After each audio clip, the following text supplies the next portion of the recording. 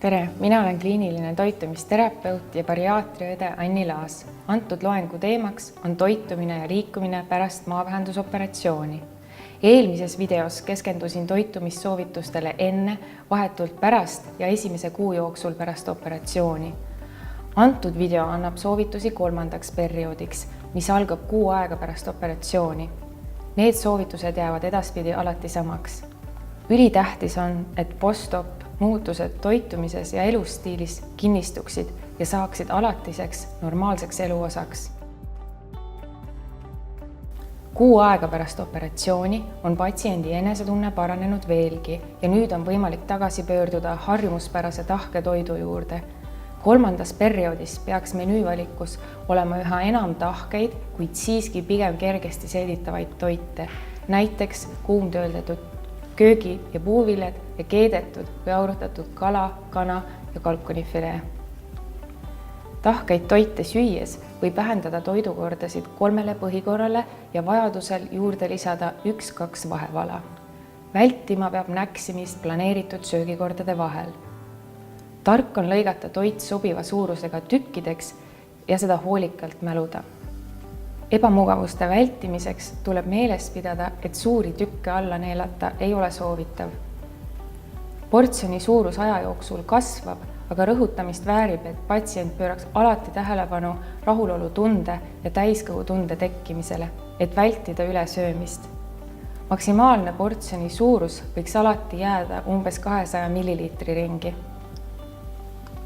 Kui patsient ei talu tahkeid toite, tuleks ajutiselt tagasi pöörduda pehmete toitude juurde ja proovida tahkemaid toite nädala möödudes uuesti. Vältima peaks kõrge lisatud suhkrusisaldusega ja kõrge rasvasisaldusega toite. Lisaks kehakaalu tõusule võivad näiteks kõrge lisatud suhkrusisaldusega toidud esile kutsuda dumping-sündroomi. Seega on oluline piirata lisatud suhkruid menüüs ja lihtsuhkrute asemel eelistada kiudainerikkaid köögivilju, puuvilju, marju ja täisteratooteid. Liiga rasvased toidud võivad põhjustada iiveldust, kõhulahtisust või ebamugavustunnet kõhus. Kui toidu söömise tagajärjel tekib halb enesetunne, tuleks hinnata toidu rasvasisaldust, sealhulgas lisatud ja peitrasvasid ja püüda edaspidi tarbida madalama rasvasisaldusega toite. Tarbitavate kilokalorite hulk sõltub jätkuva kaalulanguse vajalikkusest ja patsiendi füüsilisest aktiivsusest. Lisaks on mõistlik jälgida, et patsiendi enesetunne oleks hea ja energiat jaguks normaalseks elutegevuseks. Nagu eelmises loengus sai rõhutatud, tuleb ka nüüd ja edaspidi juua aeglaselt lonksude kaupa terve päeva jooksul. Hea oleks kodunt lahkudes kaasas kanda veepudelit, et ennetada vedeliku puudust. Tähtis on piisava hulga vedeliku tarbimine päeva jooksul ja see on nüüd umbes 1,5 liitrit.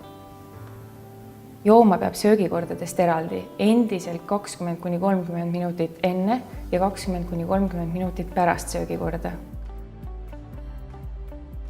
Püsiv vitamiinide ja mineraalainete asendusravi määratakse patsiendile haiglas, kus toimus operatsioon. Tavaliselt vajab patsient lisaks juurde B12 vitamiini, D3 vitamiini, kaltsiumit, rauda ja multivitamiini. Patsiendile võiks aeg-ajalt meelde tuletada, et regulaarne asendusravi on hilistüsistuste ennetamise seisukohalt väga vajalik, ka siis, kui enesetunne on hea ja vereanalüüsid korras. Piisav füüsiline aktiivsus on abijõud kaalulanguse soodustamisel. Patsient peab olema igapäevaselt aktiivne ja leidma endale sobiva harjutuste programmi, treeningkava, rühmatreeningu või muu sobiliku. Regulaarne aeroobne treening aitab parandada südame ja veresoonkonna tööd ja vastupidavust. Seega on soovituslik kõndida 0,5–1,5 tundi päevas. Samuti on vajalik jõutreening, mis annab koormust lihastele ja hoiab keha toonuses. Füüsilise koormuse ja raskuste tõstmise piirang lõpeb küll 4 nädalat pärast operatsiooni, kuid liigutused, mis põhjustavad kõhupiirkonnas ebamugavustunnet või valu, ei ole siiski sobivad. Pärast maavähendusoperatsiooni tuleks patsiendil alati meeles pidada, kui kaua aega on operatsioonist möödunud ja millised muutused sellega seoses organismis toimuvad. Kaalulanguse periood kestab umbes 1–2 aastat pärast operatsiooni. Sellel ajal tarbib patsient toiduga vähem energiat, kui kulutab ja organism kasutab puudujäägi katmiseks oma reserve, rasv ja lihaskudet. Piisav valgu tarbimine on sel perioodil väga oluline, et ennetada liigset lihasmassi kadu. Söömisel tuleks esmalt keskenduda valguvajaduse katmisele ja alles seejärel süüa teisi toiduaineid, köögi, puuvilju või täisteratooteid. Kui kaal stabiliseerub, siis toitumisalased soovitused ei erine oluliselt üldistest tervislike toitumise põhimõtetest ehk vajalik on mitmekesine, kvaliteetne, tasakaalustatud toidu söömine. Mitmekesisus kindlustab selle, et organism saab toidust kätte vajalikud toitained, valgud, rasvad, süsivesikud, sealhulgas kiudaine ja vitamiinid ja mineraalid. Pärast maavähendusoperatsiooni tuleb vältida teatud tegevusi, mis muudavad operatsiooni ebaefektiivseks ja panevad kehakaalu taas tõusma.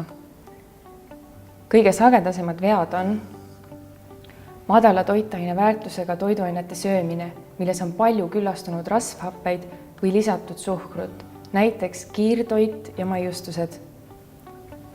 Suurte portsjonite söömine, mis venitavad opereeritud magu. Pidevalt söögikordade vahel näksimine. Energiarikaste vedelike joomine. Alkoholi tarbimine. Vähene kehaline aktiivsus või istuv eluviis. Siiski meeles tuleb pidada, et patsiendi organism peab toidust saama elutegevuseks piisava koguse energiat ja ka võimalikult palju toitaineid.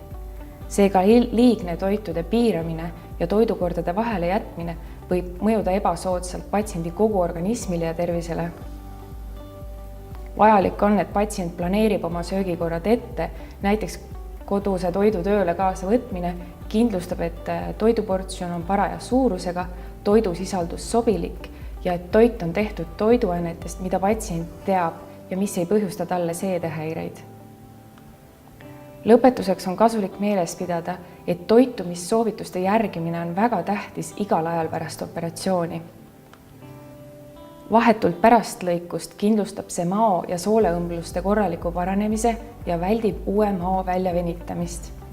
Hiljem võimaldab patsiendil toituda täisväärtuslikult ja tagada kaalulanguse pikaajalise püsimise ja loomulikult ka hea enesetunde. Alati tuleb arvestada, et kõik patsiendid ei ole ühesugused ja seega ei tohiks ära unustada ka individuaalset ja loomingulist lähenemist.